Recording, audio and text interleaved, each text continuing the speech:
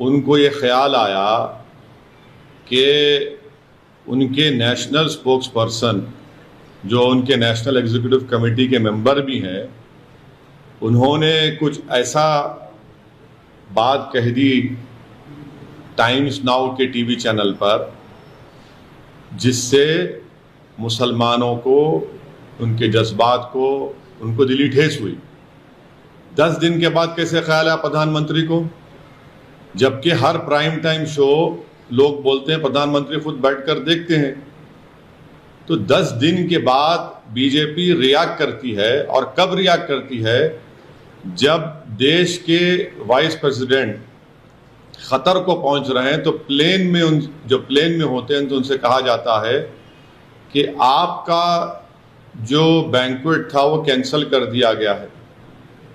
तो जब देश के वाइस प्रेसिडेंट खतर में होते हैं, खतर की सरकार हमारे देश के एम्बेसडर को बुलाकर उनसे कहती है कि आप माफ़ी चाहें, क्योंकि बीजेपी के एक स्पोक्स पर्सन ने प्रॉफिट मोहम्मद सल्लल्लाहु अलैहि वसल्लम की शान में बकवास बकी है, झूठ बका है। तो उसके बाद आप देखते हैं कि फौरन बीजेपी हरकत में आती है और बीजेपी अपने नेशनल स्पोक्स पर्सन के खिलाफ उसको सस्पेंड करती है। मैं देश के प्रधानमंत्री को जब भिवंडी में मैं जनसभा को एड्रेस कर रहा था, उस वक्त भी प्रधानमंत्री से अपील किया कि आप देश के प्रधानमंत्री हैं, आप अपने नेशनल स्पोक्स पर्सन के खिलाफ एक्शन लीजिए। ये गलत कहा उन्होंने, मगर देश के प्रधानमंत्री टस से मस नहीं हुए। और 10 दिन के बाद, क्योंकि गल्फ कंट्रीज में ये मसला बहुत बड़ा हो चुका था, इसलिए हालत मजबूरी में देश के प्रधानमंत्री ने अपने नेशनल स्पोक्स पर्सन के खिलाफ एक्शन लिया। ये सरासर गलत है। गलत इसलिए है क्योंकि एक्शन तो आपको 10 दिन पहले लेना था। जब मैं बहैसियत एक भारत के इंडियन सिटीजन के, मेरा मजहब मुसलमान, मैं मुसलमान हूं, हम आपसे अपील कर रहे हैं, डिमांड कर रहे हैं कि आप एक्शन लीजिए। अब एक्शन नहीं लेते आप, क्यों एक्शन नहीं लिया आप बताइए देश के प्रधानमंत्री? क्या असदुद्दीन ओवैसी का डिमांड, क्या असदुद्दीन ओवैसी की आवाज फॉरेन कंट्री के लीडर से कम है क्या? आप मेरे प्रधानमंत्री हैं, आपको मेरी बात सुननी चाहिए। आप फॉरेन कंट्रीज के लीडर्स को खुश करना चाहते हैं, आप उनकी तकलीफ को समझते, हमारी तकलीफ को नहीं समझते। आप कौन समझेगा हमारी दिली तकलीफ को? और तीसरी बात यह है कि ये हमारे एम्बेसडर खतर के, वो कब से स्पोक्स पर्सन बन गए बीजेपी के? वो कब से कहना शुरू कर दिए फ्रिंज एलिमेंट? वो क्या, ये भारत की जो हमारे जो एमईए का डिपार्टमेंट है, चाइना की तरह अलग है ना। चाइना में तो जो एम्बेसडर होता है वो सीपीपी पार्टी का मेंबर होता है। ये कब से हो गया कि एम्बेसडर अब बीजेपी का मेंबर हो चुका है क्या? एम्बेसडर होता है, एमईए के मातहत आता है। ऐसा दिख रहा है कि चाइना का सीपीपी का model Narendra Modi foreign ministry में एक्सटर्नल पे इंप्लीमेंट कर रहे हैं। फ्रिंज कैसा होगा बताइए? नेशनल स्पोक्स पर्सन है, फ्रिंज कब से हो गया? और पांचवी बात, ये फ्रिंज खुद मेन स्ट्रीम है, फ्रिंज खुद मेन स्ट्रीम है। छठी बात यह है कि हमारे देश के जो नागरिक इन गल्फ कंट्रीज में रहते हैं वो 34,20,000 के करीब रहते हैं। यूएई में खुद 34,20,000, सऊदी अरेबिया में 25 लाख, यूनाइटेड स्टेट्स में 12,80,000, कुवैत में 10,29,000, ओमान में 7 लाख, कतर में 7.5 लाख, नेपाल में 5 लाख, यूनाइटेड किंगडम में 3-3.5 लाख करीब, सिंगापुर में 3.5 लाख, बहरीन में 3,23,000। और जितने टॉप 10 एनआरआई डेस्टिनेशन है उसमें 6 के 6 ये गल्फ कंट्रीज में है। अगर ये गल्फ कंट्रीज में इंडियंस के खिलाफ हॉस्टिलिटी बढ़ जाएगी तो क्या होगा अगर ये लोग हॉस्टिलिटी शुरू कर देंगे और हेट वायलेंस वहां पर शुरू हो जाएगा इंडियंस के ऊपर, तो कौन जिम्मेदार है प्रधानमंत्री जी बताइए। और देश को 55% रेमिटेंस यही कंट्री से आता है जिसका मैंने भी नाम लिया। क्या कर रहे हैं, कौन सी फॉरेन पॉलिसी है प्रधानमंत्री जी आपकी? 56 इंच की सीना की फॉरेन पॉलिसी, आपने देश की फॉरेन पॉलिसी को बर्बाद कर दिया। जो डोमेस्टिक हेट पॉलिटिक्स है वो फॉरेन पॉलिसी को आप कन्वर्ट कर दिए उसको, और उसका खैमियाजा हम देख रहे हैं कि कभी ऐसा नहीं हुआ कि देश के एम्बेसडर्स को कंट्रीज बुलाकर कह रहे हैं कि आपने गलत कहा, डिमार्च दे रहे हैं कि आप माफी चाहिए, आप माफी चाहिए। ईरान के फॉरेन मिनिस्टर आइंदा हफ्ते आने वाले हैं, ईरान हमारे देश के एम्बेसडर को बुलाकर बोलता है कि आपने प्रॉफेट मोहम्मद सल्लल्लाहु अलैहि वसल्लम की इंसल्ट की है, माफी चाहिए। वाइस प्रेसिडेंट खतर में है, उनकी खतर मौजूदगी में एम्बेसडर को बुलाकर कहा जाता है इतनी बड़ी बेइज्जती भारत की। कौन सी फॉरेन पॉलिसी है? और मैं फॉरेन मिनिस्टर से पूछना चाह रहा हूं, India's internal matters now what is this, please tell us, बताइए। हमारा देश का अंदरूनी मामला आप सब जगह बोलते हैं जयशंकर साहब, ये कौन सा इंटरनल मैटर हो गया? अब ये इस तरह के बयानात देकर 10 दिन तक खामोश बैठकर और भारत के मुसलमानों को उनकी आवाज को नहीं सुनना प्रधानमंत्री की, ये प्रधानमंत्री भारत के मुसलमानों की नहीं बल्कि भारत के शहरियों की बेइज्जती कर रहे हैं। हम 10 दिन से पुकार रहे हैं, एफआईआर रजिस्टर करा रहे हैं कि एक्शन लीजिए, एक्शन लीजिए, मगर आप अब एक्शन किस पे लेते? कानपुर पे एक्शन लेते जहां पर 34 मुसलमानों एनएसए लग गया, और आपके स्पोक्स पर्सन आराम से अपने घर में बैठिए, कोई उन पर एक्शन नहीं लेगा। अगर आज कोई फेसबुक पोस्ट पर या ट्विटर पर देश के प्रधानमंत्री के बारे में अनाप शनाप बक दे तो 24 घंटे के अंदर उसको अरेस्ट कर लिया जाता है, जेल में डाल दिया जाता है। कि देश के प्रधानमंत्री को अगर कोई अनाप शनाप बकेगा और प्रॉफेट मोहम्मद के बारे में अनाप शनाप बकेगा तो आप एक्शन नहीं लेंगे, देश के प्रधानमंत्री पे लेंगे। हम 10 दिन से पुकार रहे हैं एक्शन लीजिए, आप हमारे प्रधानमंत्री, आप एक्शन नहीं लेते। और सातवीं बात यह है कि इसका मुझे जो एप्रीहेंशन है, अगर कल इजिप्ट, सऊदी अरेबिया कुछ अगर वो अपनी पॉलिसी में तब्दील करते और ये कहेंगे कि नहीं सुएज कनाल से इंडिया के गुड्स नहीं गुजर सकते, कौन जिम्मेदार है प्रधानमंत्री इसका बताइए।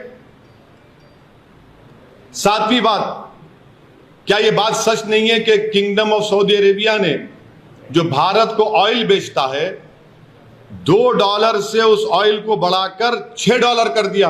और बोलिए ज्ञानवापी,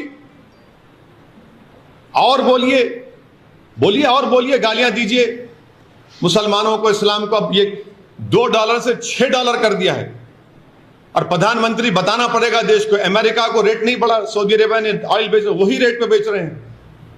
भारत को $2 से $6 कर दिए। प्रधानमंत्री कौन सी फॉरेन पॉलिसी आपकी? आठवीं बात यह है कि बीजेपी, ये इनके हरकतों से बीजेपी डेलिबरेटली अपने लोगों को बोलती है जाकर गाली दो, हेट की जो स्पीचेस है वो करते रहो, नफरत पैदा करो मुसलमानों के ताल्लुक से देश में। और जब मामला गर्म हो जाता है बीजेपी फौरन बोलती है नहीं नहीं नहीं हम तो माफी चाहते हैं, इनको हटा दिया हमने। क्या सस्पेंशन कोई वजह, अरेस्ट क्यों नहीं किया जाता आपके स्पोक्स पर्सन को? क्या 295 153 आईपीसी नहीं है क्या? वो सिर्फ खाली प्रधानमंत्री के खिलाफ बोले तो होगा? और जो स्पोक्स पर्सन को सस्पेंड करें वो अपना वीडियो जारी करके वो कहती हैं कि मुझसे तो देश के होम मिनिस्टर ने बात की, बीजेपी के बड़े बड़े नेताओं ने मुझसे बातचीत की और कहा कि हिम्मत मत हारो, तुमने सही कहा। तो प्रधानमंत्री पूरी विश्व को यह स्टेटमेंट दे रहे हैं कि आप मुसलमानों को प्रॉफेट मोहम्मद के बारे में अनाप शनाप बकते रहिए, हम कुछ नहीं बोलेंगे। हां, अगर कुछ बाहर कुछ हो गया तो जब हमको तकलीफ होगी। भारत के मुसलमान को क्यों नहीं सुनते प्रधानमंत्री? आखिर क्या मेरी वैल्यू कम है देश के प्रधानमंत्री एक फॉरेन कंट्री के लीडर से? मैं पुकार कर कह रहा हूं एफआईआर रजिस्टर हो रहे हैं, मगर आप नहीं सुनना चाहते। और आखिरी बात यह है कि अब हम देख चुके हैं कि इसका बहुत बड़ा इकोनॉमिक खमियाजा भी भुगतना पड़ेगा, क्योंकि देश के प्रधानमंत्री इसके जिम्मेदार होंगे।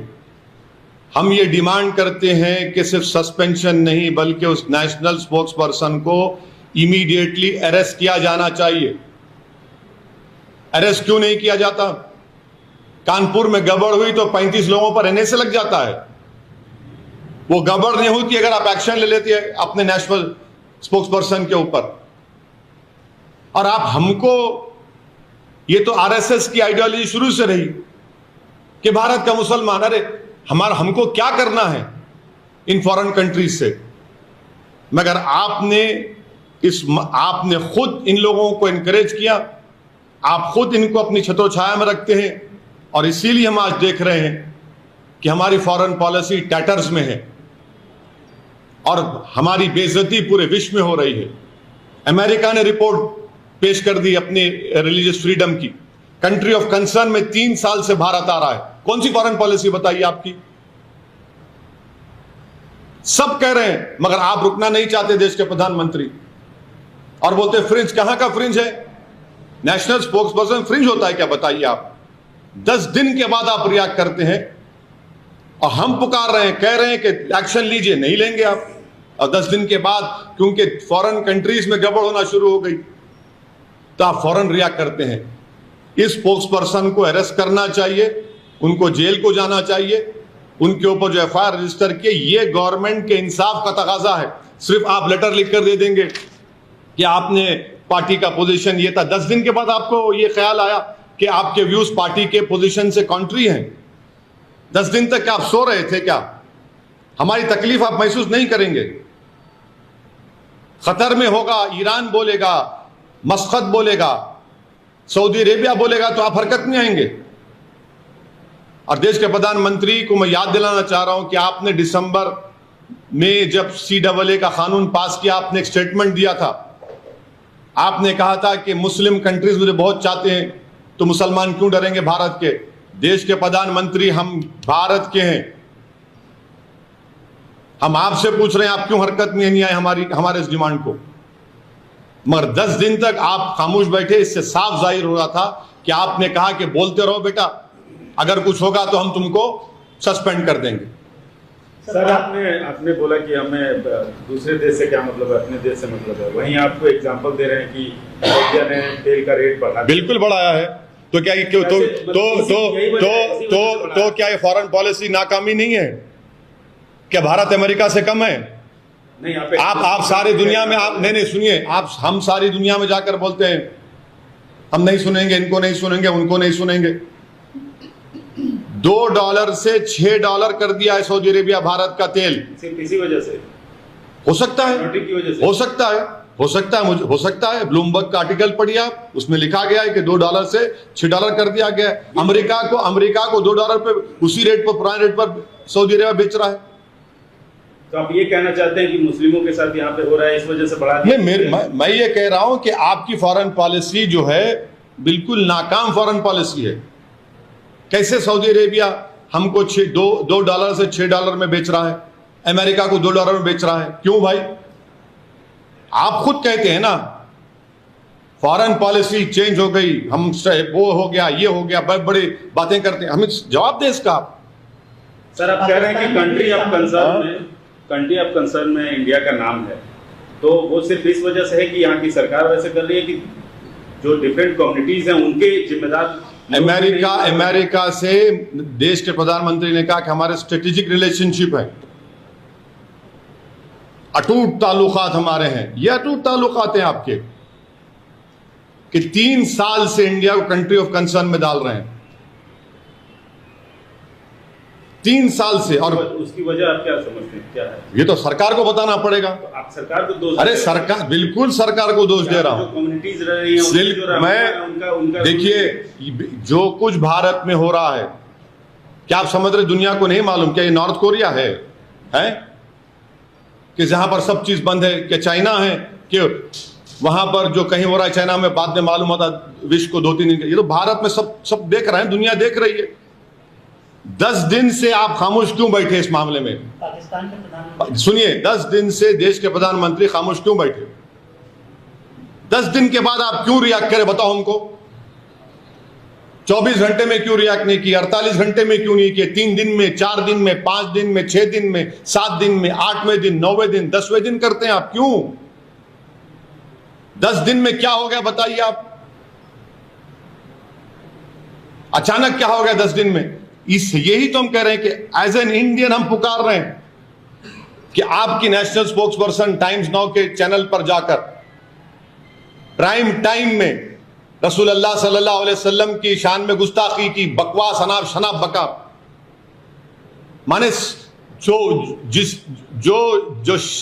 चीज हमारे को सबसे ज्यादा प्यारी है हमारे दीन में, आप उन्हीं के बारे में अनाप शनाप बकते हैं और 10 दिन के बाद प्रधानमंत्री कहेंगे। पाकिस्तान के प्रधानमंत्री ने भी इस मुद्दे पर रिएक्ट किया है। पाकिस्तान ने चाद अफेयर को समन किया। वो पाकिस्तान का जवाब MEA देगा, पाकिस्तान के लोग देंगे। मुझसे क्यों पूछ रहे हैं? एक्शन लिए ना सर, फिर होना चाह रही है, मुझे थोड़े लोग बोल रहे हैं। क्या एक्शन लिए? सस्पेंशन किया ना सर। क्या सस्पेंशन किया? सस्पेंशन है, सस्पेंड फिर तो आप सस्पेंड कर देना था कानपुर के बच्चों को भी। क्यों अरेस्ट करे उनको? आप क्यों अरेस्ट करे? केस बुक करके छोड़ देना था, अरेस्ट नहीं करना था। फिर कौन सा किया इस सस्पेंशन को आप एक्शन बोलते? आंख में धूल झोंक रहे आप लोग, बेवकूफ बना रहे। पार्टी से सस्पेंड किया। क्या पार्टी से सस्पेंड करे? गिरफ्तार करना चाहिए। अगर वो गलती की है, आप मान रहे हैं कि उन्होंने एक रिलीजन के, क्या लिखा आपने उसमें, clear violation of your rule 10A of constitution of the BJP, contrary to party's position, the contrary to party's position, तो आप केस बुक करिए। केस ऑलरेडी है, जेल को भिजाइए उनको। जिसको आपने सस्पेंड किया वो खुद वीडियो बनाकर कह रही है कि देश के होम मिनिस्टर ने मुझे फोन किया, महाराष्ट्र के एक चीफ मिनिस्टर ने मुझे फोन किया, बीजेपी के बड़े बड़े नेताओं ने मुझे फोन किया। 10 दिन तक आप क्यों खामोश बैठ रहे हैं? क्यों खामोश बैठे 10 दिन आप? हम पुकार कर कह रहे हैं। और एक बात सुन लीजिए, ये जितने सो कॉल्ड सेक्युलर पार्टीज है, इनके मुंह में भी दही जम गई थी। सिर्फ हम ही बोल रहे थे एज अ पॉलिटिकल पार्टी, और केरला में मुस्लिम लीग बोल रही थी। पॉलिटिकल पार्टीज का दूसरे तमाम जो सो कॉल्ड सेक्युलर पार्टी, वो तो बोल ही नहीं रहे थे, कुछ नहीं बोल रहे थे। अब बोल रहे हैं कल से। हम तो, आप गवाह हैं मीडिया के लोग, हम तो शुरू दिन से बोल रहे हैं। हैदराबाद में हम लोग जाकर कंप्लेन किए, पूरे उलेमाओं को ऑर्गेनाइजेशन साथ लेकर FIR दर्ज हुआ, मगर पूरे secular party, so called secular parties कल रात से अचानक हरकत में आ गए। सर, दूसरी तरफ नुपुर ने यह भी कहा है कि जब भी शिवलिंग की बात होती है, महादेव की बात होती है, तो काफ़ी उसको नीचा दिखाकर बात करते हैं, शिवलिंग को फवारा बोलते हैं। तो इससे क्या रिलीजियस सेंटिमेंट हर्ट नहीं होते सर? अगर आपको इतना था तो कानून को क्यों इस्तेमाल नहीं करते आप?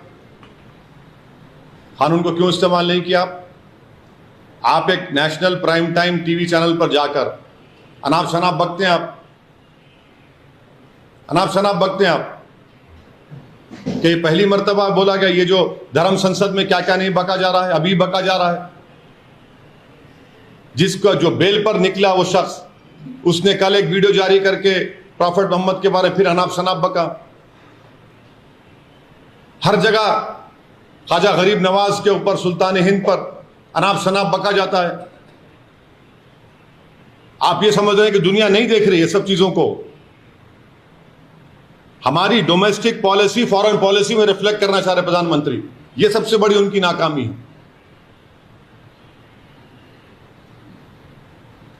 सर, ज्ञानवापी वाले मसले पे जो मोहन भागवत साहब ने बोला, उस पर आपका क्या? तो बोल दिया हूं ना मैं तो उस बारे में। आप लोग, आपको बोल चुका हूं, आप लोगों को सबको बोल चुका हूं, आपको सबको बोल चुका हूं। वो तो एक इंसिडेंटरी स्पीच थी उनकी।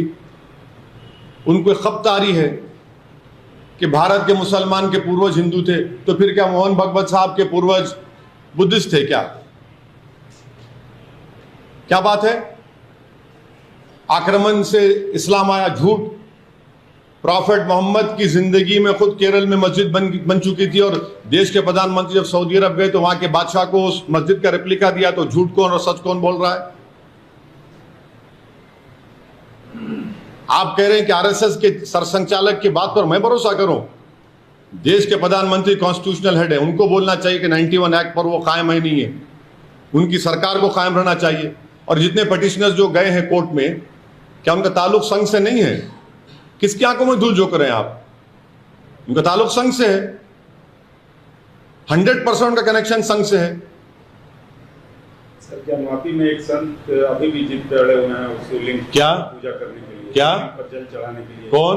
ज्ञानवापी पे एक संत है जो अभी भी जिद पे अड़े हुए हैं। वहाँ पे पूजा होनी चाहिए, वो शिवलिंग जो ज्ञानवापी में। हाँ, वही तो मैं कह रहा हूं ना, उनका ताल्लुक किससे बताइए?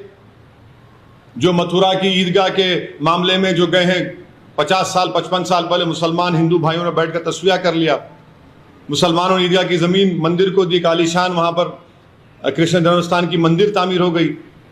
आप जाकर कहते हैं कि नहीं हमको दो वो एरिया। ये सब के संघ से नहीं है इनका ताल्लुक। किसकी आंखों में धूल झोंक रहे हैं? आप बोल रहे हैं कि वो ये सब आप कोर्ट को भिजाएंगे, सब तमाशे करेंगे, और फिर टीवी चैनल पर 6-7 दिन से यही टॉपिक चल रहा है। टीवी चैनल तो वहां पर एक कैमरा लगा दिए, बोले ये क्या है, एक एक आदमी को बिठा के, आप लोग ही तो किए ना, मीडिया के लोग 1-1 घंटा प्राइम टाइम पे, ये क्या है, उसका ये हिस्सा देखिए, उसका। हम ये बोल रहे हैं कि 91 का एक्ट फाइनल है। 91 का एक्ट ने कह दिया कि 15 अगस्त 1947 को जो मंदिर, मस्जिद, गिरजाघर थी, गुरुद्वारा था, उसको नहीं तब्दील किया जाएगा, किस्सा खत्म।